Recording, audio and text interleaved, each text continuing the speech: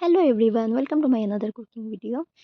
আজকে আমরা বানাচ্ছি ভূত লঙ্কা দিয়ে পাঁঠার মাংস। প্রথমে মাংসটা ধুয়ে নিলাম।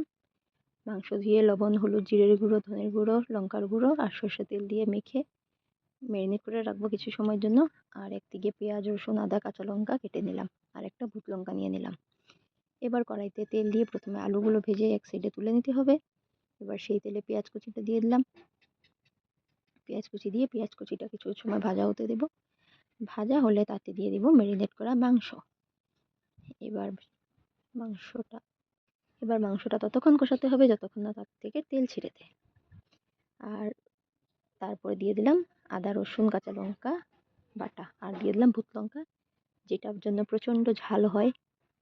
এটা আসামের স্পেশাল কাঁচা লঙ্কা। এবার অনেকক্ষণ কষানোর পরে তাতে একটু জল দিয়ে একটু নাড়িয়ে নিলাম। নিয়ে এক সাইডে গরম জল করে নিলাম। নিয়ে তাতে পরিমাণ মতো ঝোল দিয়ে দিলাম। পাঁঠার মাংস যেহেতু আর প্রেশার কুকারে দেবো না, তাই সিদ্ধ হতে একটু টাইম লাগবে, তাই ঝোলটা একটু বেশি দিলাম।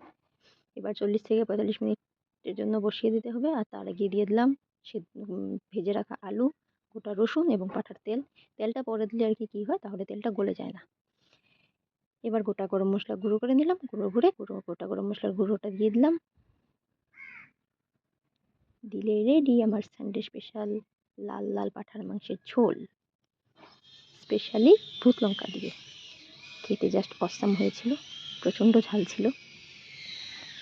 আর সাথে ছিল কুমড়ো পাতার বড়া। Thank you for watching.